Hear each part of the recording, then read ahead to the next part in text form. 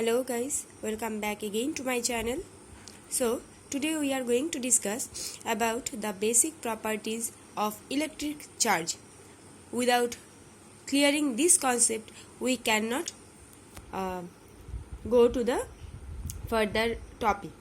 So first of all, we have to know what is the actual properties, where the three properties are mainly mentioned here, and the three of them are very important. That is, first one is the charge is additive. That means additive of charges, which was meaning that if any system contains the 2-point charges like q1 q2, the total charge of that particular system is obtained by simply adding the algebraic equation like q1 and q2. So guys, if then charge of that particular point must be q1 plus q2. So if any body has the charges of q1 q2 q3 like qn, so the charge must be q1 q2 like qn.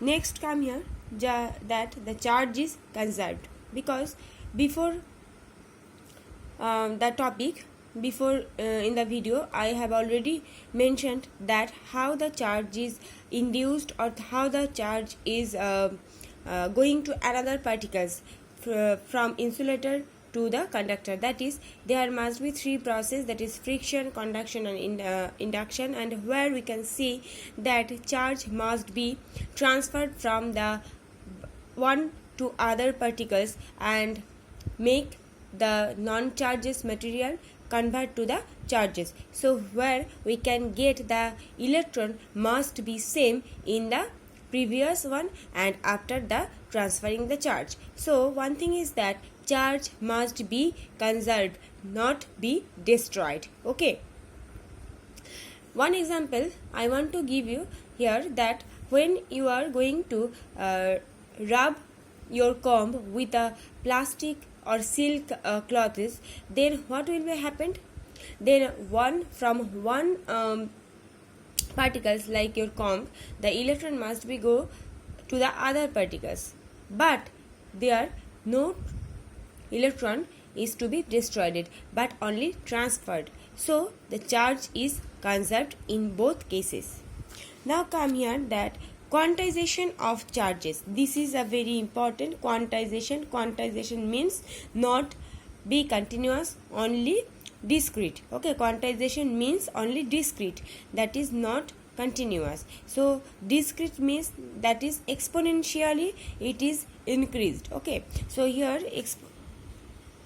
experimentally it is established that all the free charges are all the integral multipliers. So q equals to ne. N means the number of electrons is present in a particle, and e obviously the charge of the electron. So if electron is 1.602192 into 10 to the power minus 19 coulomb, we all know if any particle have the 5 number of electrons, then what will the quantization of charge of that particular electron? That is 5 into E. Okay, that is q equals to 5 into E. If 5 equals to n of a particular object have the 5 number of, that is integral multiplier. This is the main term, integral multipliers. Okay, in case of quantization charges. So dear, now comes the most important part of the electricity, that is Coulomb's law, without which we cannot clear any type of numerical problems. Okay, so Coulomb's law specially, so guys, mainly Coulomb's law specially dependent upon the three type of variables. One is force, that is acted force. You may be said that acted force. Okay, then that is the number one variable. Number two variable is the charges. That means how the charges are.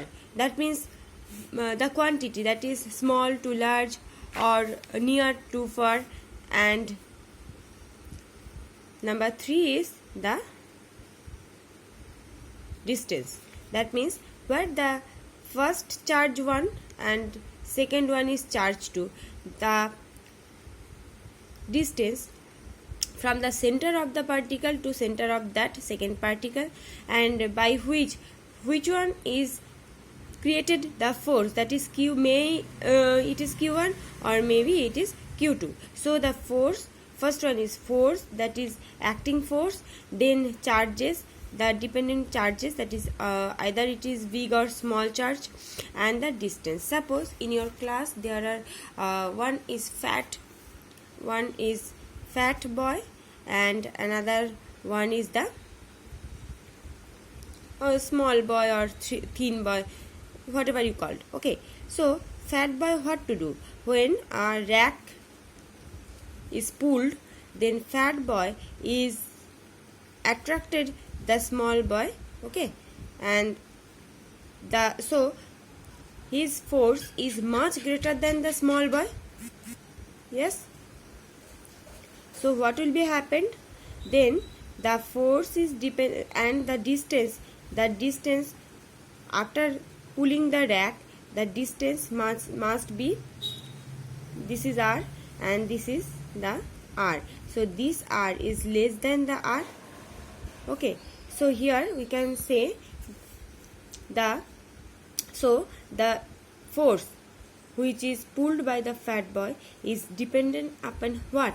Dependent upon the energy of the fat boy and small boy, and obviously the distance by which the small boy is covered and close to the fat boy. So like this example, Coulomb's can introduce a law, and this law is also dependent upon the 3 variables: force, charge and distance. So actually, what is the Coulomb's law? In case of Coulomb's law, we have to get the point charges. The charges, that is maybe Q1 and Q2, it is considered as the point charges. And Coulomb's measured the force, mainly force, between the 2 point charges and found that it is varied inversely as the square of the distance between the charges and was directly proportional to the product of the magnitude of the 2 charges. So depending upon the 2 variables, here force is first considered as force is inversely proportional to the square of the distance, if R is distance considered here, and number 2 is force is proportional to the product of, that means Q1 and Q2, the 2 charges, that is the product of the 2 charges, and this is the proportionally considered, and this is inversely proportional to the distance, because when I will pull anybody, then he obviously will move towards me and the distance must be small. So when force is increased, distance must be decreased, and when force is increased, then both the energy must be increased. Got it? So here, because here the proportional law, we have to introduce a proportionality constant, that is the K, and this K is also called the electrostatic constant. Okay, so F equals to K, magnitude of the 2 charges product, that is Q1 multiplier into Q2 divided by R square. From this expression, using a torsion balance from measuring the forces between 2 charges metallic spheres. Okay, now actually Coulomb's arrived at the conclusion, that is, this is the main Coulomb's law.